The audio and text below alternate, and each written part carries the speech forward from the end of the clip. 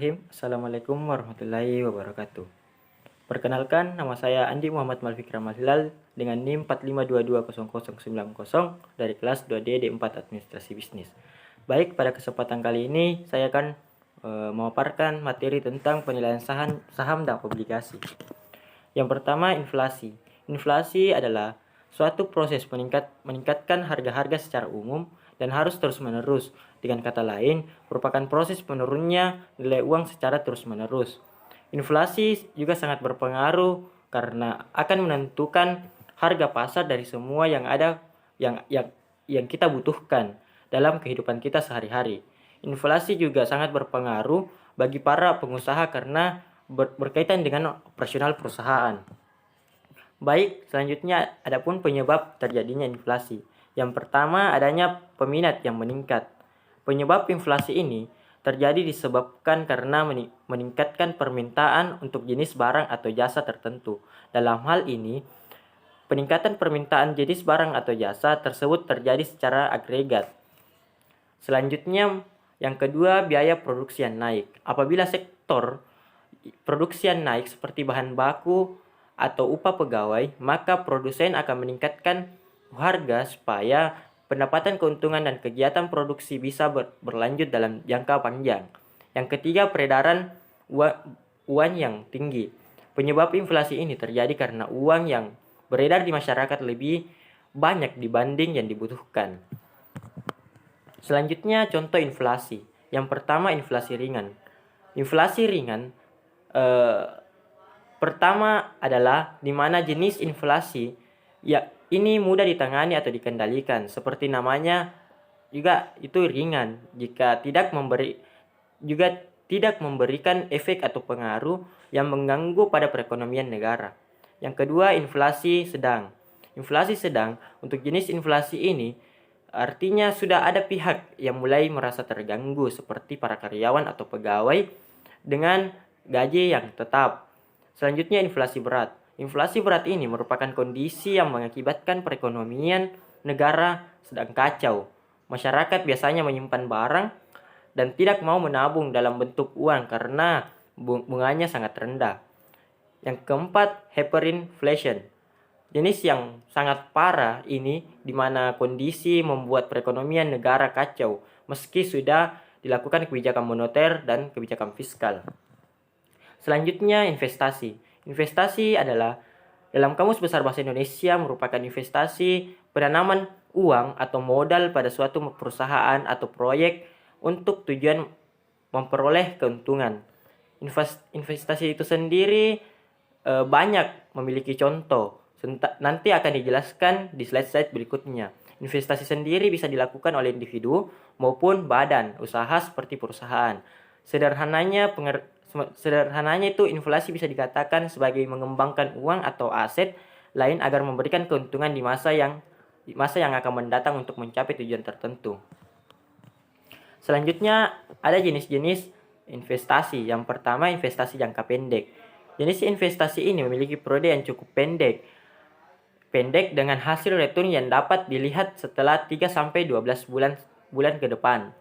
Yang kedua, investasi jangka panjang. Setiap instrumen investasi yang masuk ke dalam kategori ini membutuhkan waktu bertahun-tahun untuk menghasilkan return. Tidak jarang seorang investor harus menahan dan menyimpan investasi ini hingga 10 tahun sebelum menjualnya dan merealisasikan return. Selanjutnya, contoh-contoh instrumen investasi. Yang pertama, deposito. Sebenarnya deposito ini mirip dengan tabungan. Resikonya yang rendah membuat deposito kerap dipilih investor bagi yang pemula. Namun jika dibandingkan dengan tabungan, ada dua hal yang membedakannya, yakni tingkat bunga dan adanya waktu jatuh tempo. Yang kedua, emas. Bagi kalangan masyarakat yang lebih tertarik dengan jenis investasi fisik dengan nilai intrinsikik yang lebih jelas, emas bisa menjadi pilihan yang cukup menarik. Sama halnya dengan deposito, risiko investasi emas juga rendah. Yang ketiga, properti. Investasi properti memiliki beberapa kesamaan dengan investasi emas. Ada benda fisik yang Anda beli di sini. Nilainya juga dipastikan terus mengalami peningkatan tanpa banyak fluktuasi. Selain itu, resikonya juga terbilang rendah. Yang keempat, saham. potensi namun beresiko tinggi. Mungkin seperti itulah gambaran singkat mengenai investasi saham ini. Saham sebenarnya merupakan bukti kepemilikan sebuah perusahaan. Nanti akan dijelaskan di slide berikutnya.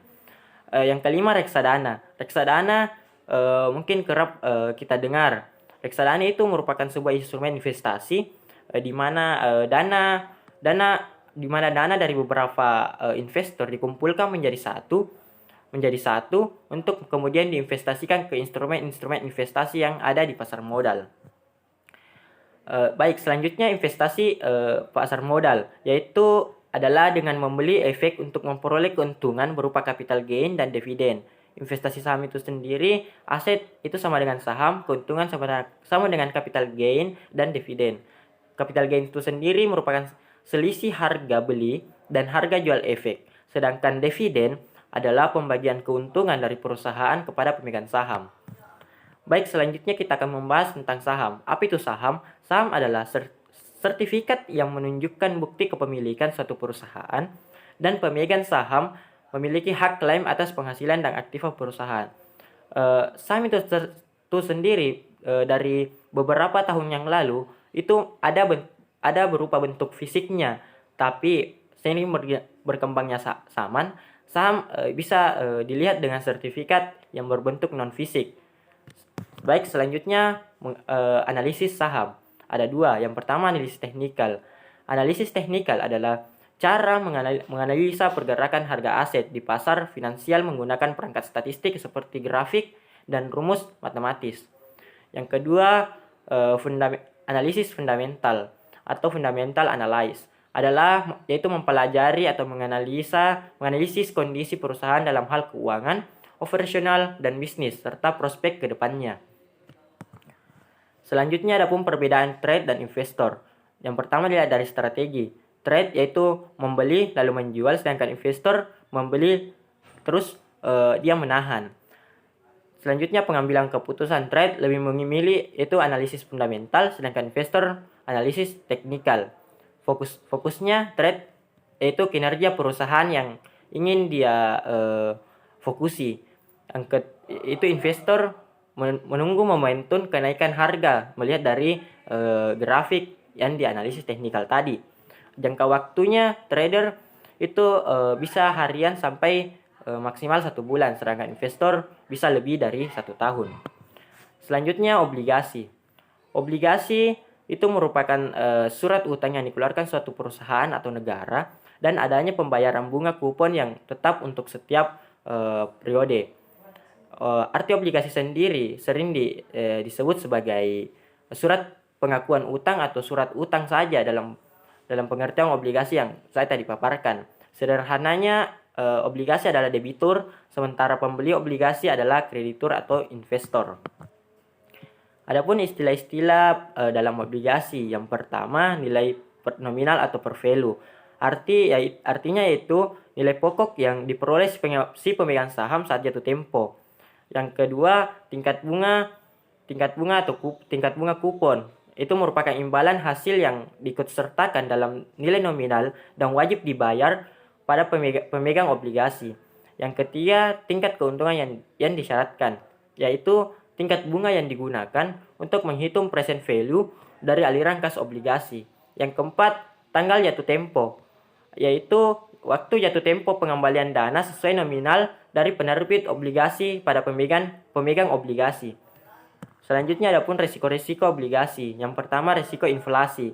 Resiko inflasi mengacu pada efek inflasi terhadap investasi. Ketika inflasi naik, daya beli pengembalian obligasi menurun. Yang kedua, resiko tingkat bunga. Resiko tingkat bunga mengacu pada dampak pergerakan suku bunga terhadap pengembalian obligasi. Yang ketiga, resiko reinvestasi. Probabilitas bahwa investor tidak akan dapat menginvestasi kembali arus kas pada tingkat yang sebanding dengan pengembalian obligasi saat ini mengacu pada resiko reinvestasi. Selanjutnya, resiko kredit. Resiko kredit timbul karena ketidakmampuan penerbit obligasi untuk melakukan pembayaran tepat waktu kepada pemberi peminjaman. Yang kelima, resiko likuiditas. muncul ketika obligasi menjadi sulit untuk dilikuiditasi di pasar yang sempit dengan sangat sedikit pembeli maupun penjual. Yang keenam, resiko pasar adalah probabilitas kerugian karena alasan pasar seperti perlambatan atau perubahan nilai tukar. Yang ketujuh, resiko awal, yaitu ketidakmampuan perusahaan penerbit obligasi untuk melakukan pembayaran yang diperlukan. Selanjutnya, resiko peringkat. Resiko peringkat juga kadang-kadang dapat menderita dari resiko peringkat di mana banyak faktor khusus untuk obligasi serta lingkungan pasar yang mempengaruhi peringkat obligasi sehingga menurunkan nilai dari permintaan obligasi. Baik, sebelum saya tutup, saya mengutip kata-kata dari Ayah Laraya, yaitu ketika kamu berinvestasi, kamu membeli satu hari di mana kamu tidak perlu bekerja. Artinya, dengan melakukan investasi, kamu bisa membuat keuangan menjadi lebih aman di kemudian hari. Bahkan, jika investasi dilakukan mulai hari ini, kemungkinan di masa depan atau tua, kamu tidak perlu bekerja keras karena hasil dari investasi sudah bisa mencakupi keseharian. Baik, cukup sekian materi yang sempat saya sampaikan. Lebih dan kurangnya mohon dimaafkan. Assalamualaikum warahmatullahi wabarakatuh.